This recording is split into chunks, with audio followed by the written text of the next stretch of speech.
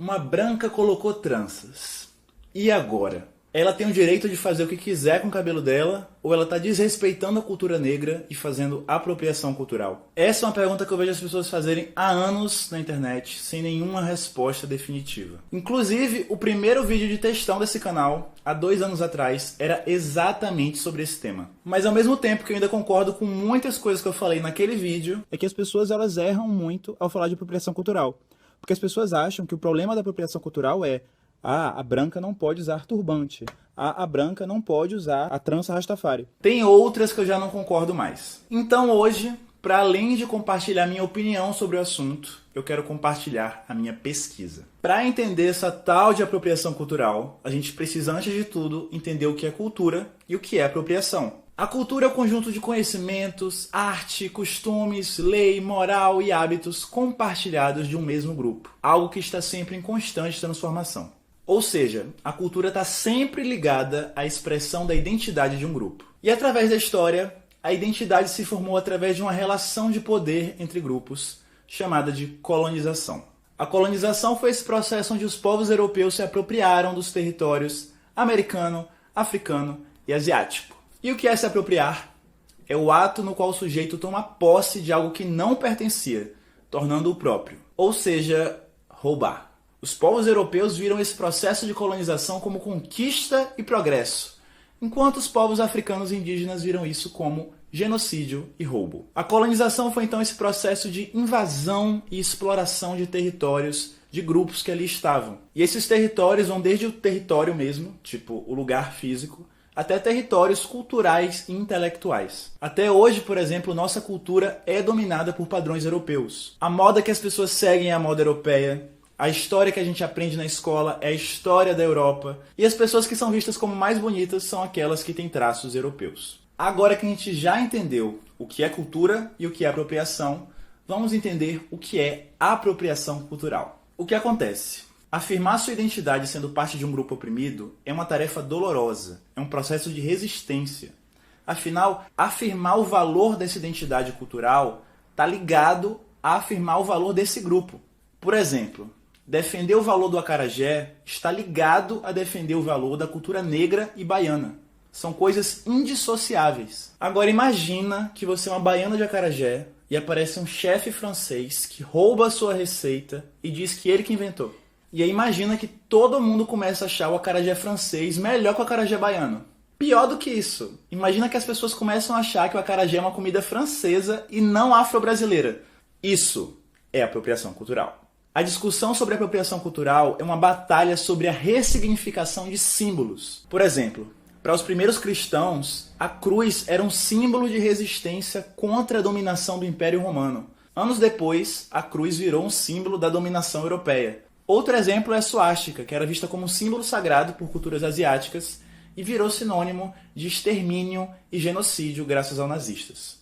Portanto, o debate sobre apropriação cultural é um debate sobre ressignificação de símbolos. Mais do que isso, um processo onde símbolos da luta de um povo passam a significar qualquer outra coisa para poder virar produto. Ou seja, quem comete a apropriação cultural é a indústria, é o sistema capitalista, e não indivíduos. Para entender isso melhor, eu quero compartilhar com vocês essa citação do blog Asmina. Precisamos entender como o sistema funciona. Por exemplo, durante muito tempo, o samba foi criminalizado, tido como coisa de preto favelado. Mas, a partir do momento que se percebe a possibilidade de lucro do samba, a imagem muda.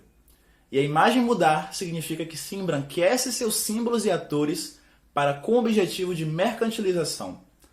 Para ganhar dinheiro, o capitalismo coloca o branco como a nova cara do samba. Ou seja, valorizar o samba deixa de ser sinônimo de valorizar o negro. Calma, isso não quer dizer que branco não pode cantar samba. Isso só quer dizer que um branco cantando samba não tem o valor político de luta contra o racismo e afirmação de valor do povo preto que um sambista negro cantando. Entendeu, Malu?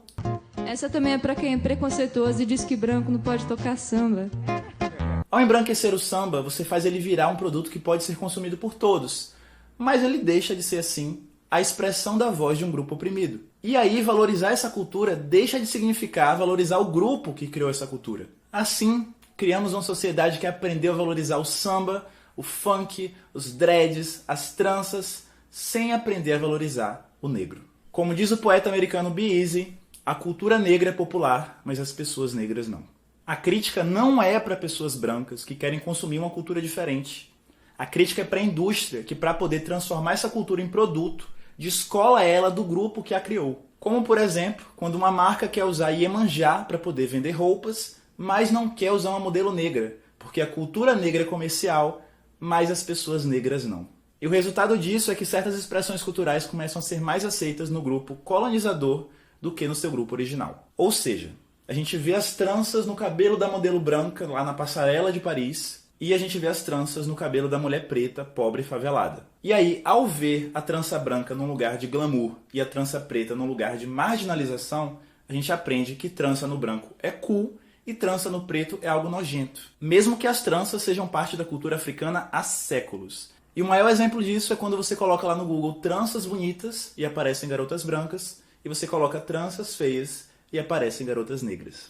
E assim, gente, eu não vou entrar nessa discussão de quem criou as tranças, mas se você quiser, entra no link aqui embaixo que tem várias imagens e artefatos históricos provando que pessoas negras usam tranças na África há milênios. Ou seja, o problema aqui não é só apropriação cultural, é exclusão de pessoas negras e racismo. Isso quer dizer que garotas brancas não podem usar tranças e que eu tenho o direito de ridicularizá-las quando elas fizerem isso? De jeito nenhum. O problema não surge de um indivíduo usando tranças. Afinal, uma blogueira branca colocando trança na cabeça não muda em absolutamente nada a minha vida. O problema é outro.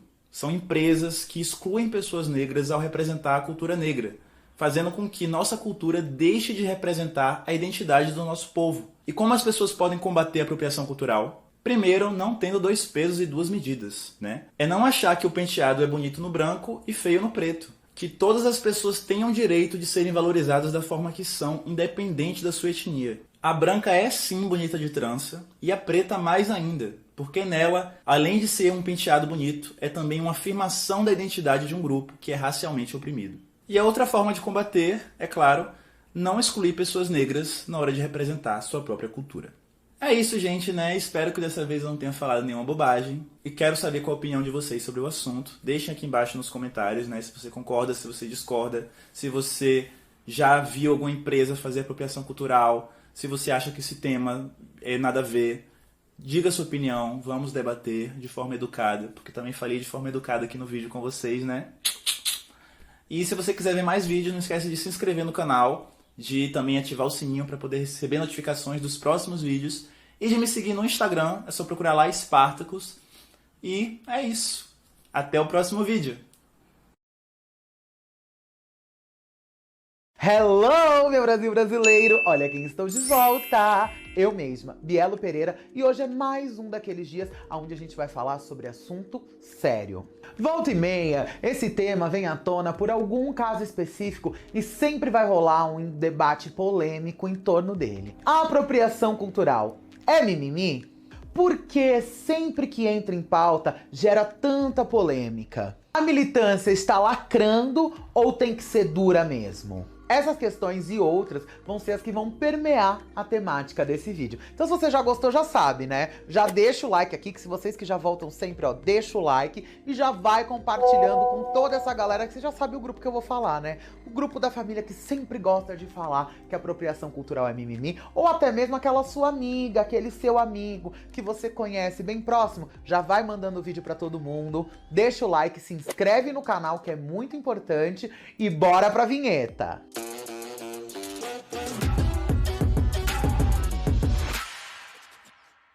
Então, apropriação cultural é mimimi? Antes de a gente ir até o cerne dessa questão, é importante entender qual é o conceito de apropriação cultural. Na cultura entram muitos elementos, e alguns são signos e símbolos visuais, que são os quais a gente vai tocar e vai falar sobre aqui nesse vídeo. E quando a gente fala de cultura ligada ao conceito de apropriação, é importante que a gente pense na colonização e em como muitas sociedades, entre elas as africanas e as indígenas, sofreram com genocídio e roubo das suas identidades. E a maneira com que pessoas negras e indígenas hoje têm de resgatar e celebrar suas identidades é portarem e vestirem símbolos e signos que tiveram origens lá nas suas próprias culturas. A apropriação cultural, ela é diretamente ligada ao esvaziamento e apagamento de um determinado grupo cultural, racial ou religioso, ou, por exemplo, algum grupo que foi historicamente oprimido. Quando a moda elege o turbante, por exemplo, como uma grande tendência, e em desfiles apenas modelos brancas usam eles, ocorre a apropriação desse elemento que é de matriz africana. Olha lá, acontecendo aí a apropriação cultural. E aí você me fala, por que não pode ter uma mulher negra desfilando com esse símbolo? Por que um negro, quando tá portando ele, é feio? Hein? Penteados, tranças, turbantes e outras vestimentas e acessórios da cultura black são vistos de maneira positiva apenas quando uma pessoa branca se utiliza desses signos. Gente, tem alguma coisa errada aí. Não é possível que tenha tanta gente que ainda vai me falar que a apropriação cultural é mimimi, quando isso é um fato e tá acontecendo na nossa sociedade. Você não acha, não? E eu não tô falando de casos individuais, não, viu? Uma mulher branca usar turbante não é um problema. Mas agora um mercado todo lucrar em cima disso e não dar nada, e não devolver, e não vangloriar a cultura que originou e que criou isso, aí, meu amor, é aí aonde mora o cerne do problema. Existe uma estigmatização quando o símbolo é associado ao negro, mas uma vez que é o branco que porta esse mesmo símbolo, ele fica o quê? Cool! A pergunta que eu faço aqui pra vocês é, por quê? Por quê?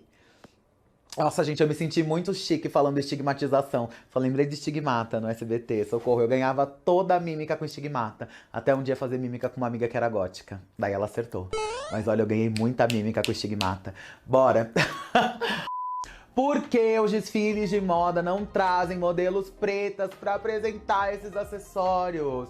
Porque o samba só ficou bem visto quando começou a dar lucro. Essa também é pra quem é preconceituoso e diz que branco não pode tocar samba. A quem interessa mostrar de maneira positiva um símbolo cultural, mas destratar o povo que trouxe e criou essa cultura. Por quê? Socorro! A resposta aqui, gente, é muito fácil e muito clara. O mercado, ele é o quê? Capitalista. A nossa crítica relacionada à apropriação cultural é voltada para toda uma indústria que transforma essa cultura em produto e não move um dedo para dar relevância para o povo que criou esses símbolos que estão sendo o quê? Apropriados. A cultura preta, ela é bonita, mas o preto não. Se deixa de valorizar o grupo que trouxe essa cultura para esvaziar um significado importante de resistência que esse símbolo traz. Então fica aí esse adendo. Por que isso acontece? Porque uma mulher branca portando um turbante é uma escolha unicamente estética, mas uma mulher preta com esse mesmo turbante, ela tá reafirmando as suas raízes, a sua identidade e é sobretudo um ato de resistência. É falar, sim, o meu povo foi colonizado, morto e minorizado, mas eu estou aqui e tenho orgulho das minhas origens.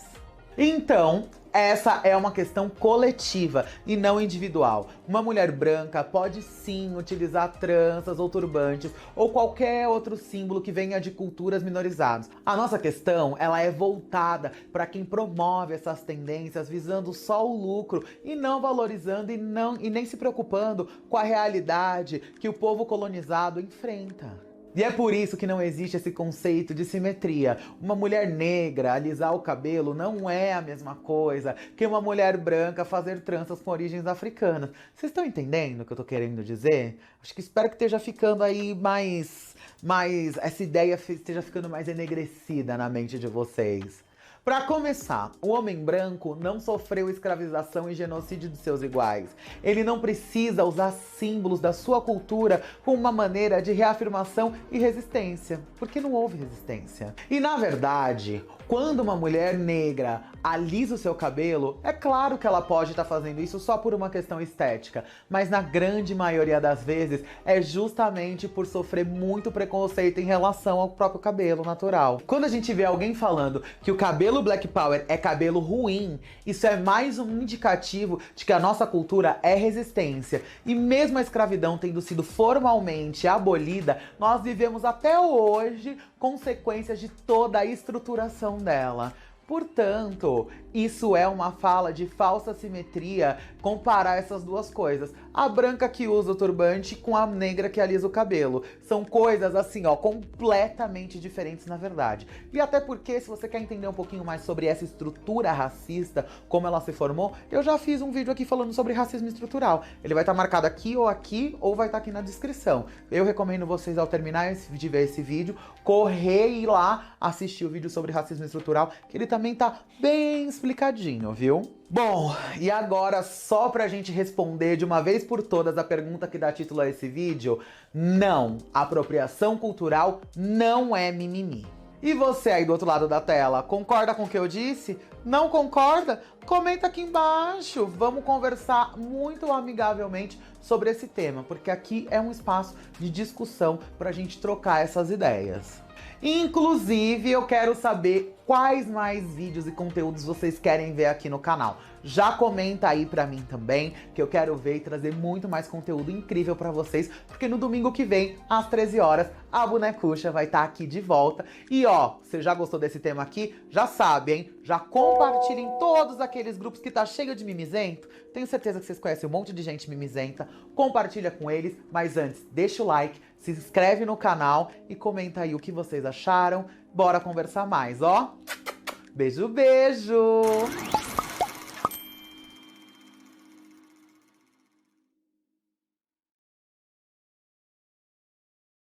Você viu que o programa já começou aqui cheio de informação, cheio de conteúdo. Djamila vai ficar com a gente até o fim. E claro que a gente quer incluir você aqui na nossa discussão. A gente perguntou então para os nossos seguidores lá no Instagram se eles sabem o que é apropriação cultural. Vamos ver o resultado na tela. Olha lá, 60% disse que disseram que estão por dentro ali do conceito, 40% ainda tem dúvidas, alegam não saber o que é apropriação cultural. Então a gente falou, tá bom, vocês não sabem, então o que vocês gostariam de saber sobre apropriação cultural? Vamos ver algumas dúvidas que surgiram e aí a gente vai colocando aqui as perguntas para Djamila e também para todo mundo aqui na bancada para a gente justamente ampliar a discussão, porque como Djamila, Gabi e Karnal disseram muito bem, é uma discussão muito maior. Débora, não entendo quais prejuízos estamos causando às pessoas negras se um branco usar tranças.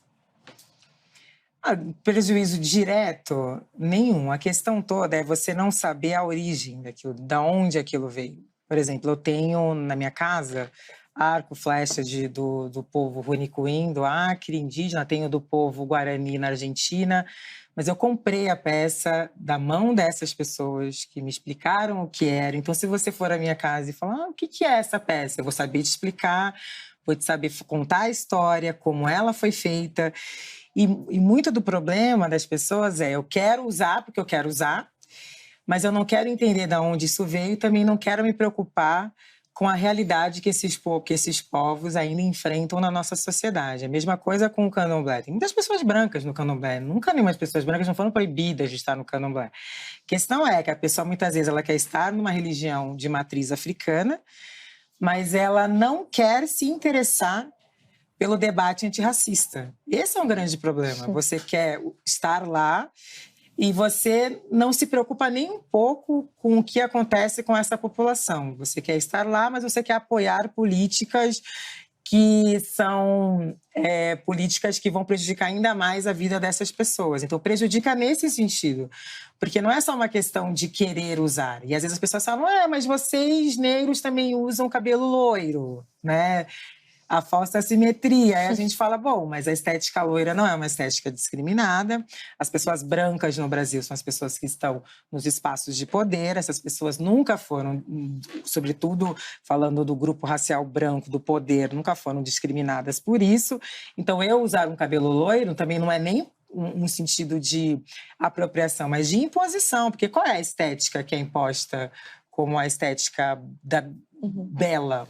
E o racismo tem um papel preponderante na construção do belo. Eu que vim da geração Xuxa, eu quando era criança, bom, meninas bonitas são meninas loiras dos olhos azuis, né? Então toda mulher da minha geração passou por esse processo de alisar o cabelo, rituais de tortura, tá? Pente quente, queimava o couro cabeludo, químicas que faziam ferida. Ah, mas vocês faziam isso porque vocês queriam. Não, que a gente ligava a TV, a gente comprava uma revista, o que diziam pra gente que era belo era essa estética. Então não tem como comparar. No nosso caso, é muito mais um lugar da imposição do que se coloca do que é belo, do que a apropriação. Não há apropriação nenhuma nesse sentido. Agora, respondendo de novo a Débora, é isso, se interesse por essa cultura. E trança tem um significado, não é, para mim não é só estética usar trança, tem um componente político, né, de você saber a origem, cada trança para cada ocasião. Eu uso vários tipos, tem hora que eu solto o meu cabelo, mas hoje eu faço isso com muita tranquilidade, mas eu venho de uma geração que foi ensinada a odiar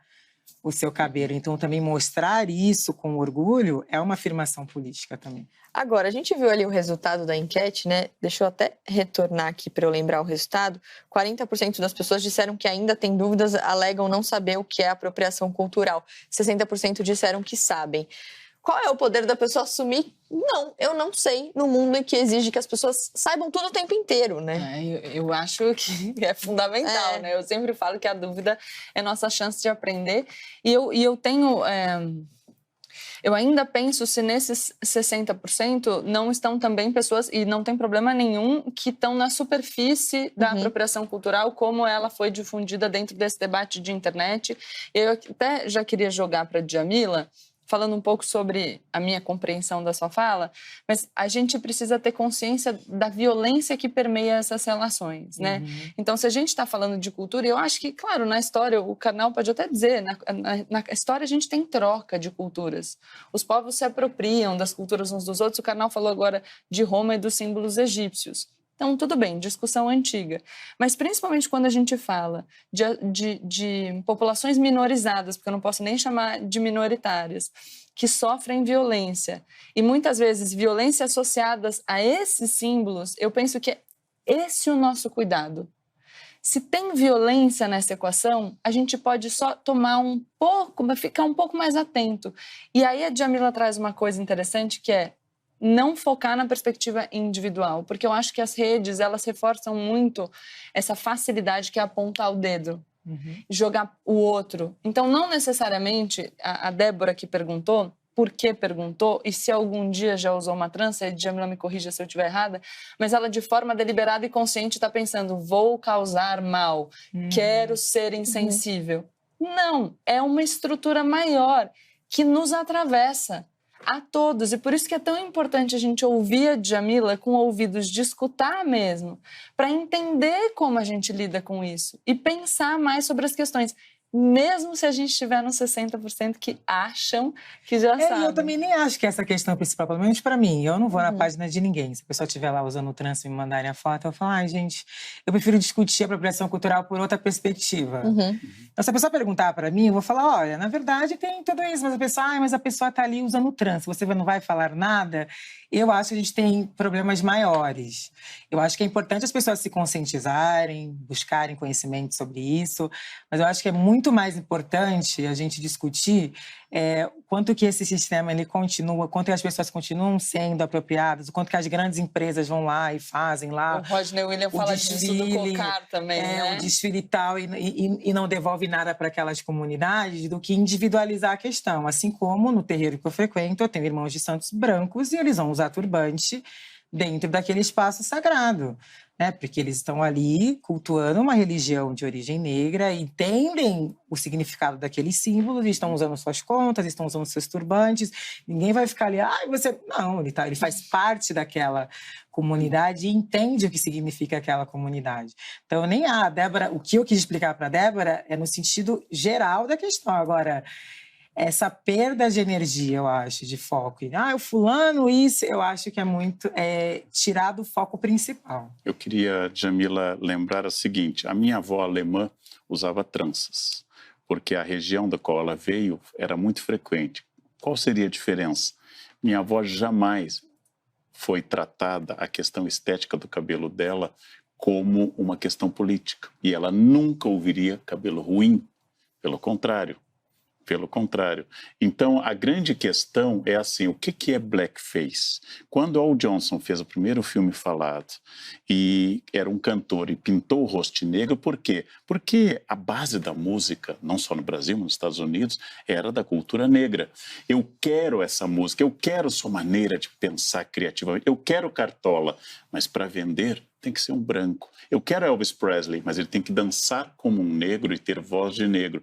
Então, ele vai vender como um homem de olho azul, mas ele precisa ter todo... Isso é parte da apropriação cultural. Quando as pessoas me perguntam em outro campo que eu trabalho, por que não tem um dia do homem? Existe um dia do homem. Existe um dia do homem. Caso você queira, é em novembro.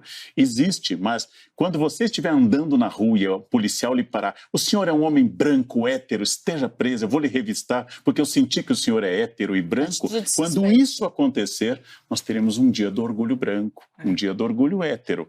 Enquanto a realidade for a contrária, nós temos que ter um dia internacional da mulher, um dia da consciência negra, um dia do orgulho LGBT, etc. Ou seja, é essa questão, não é a trança.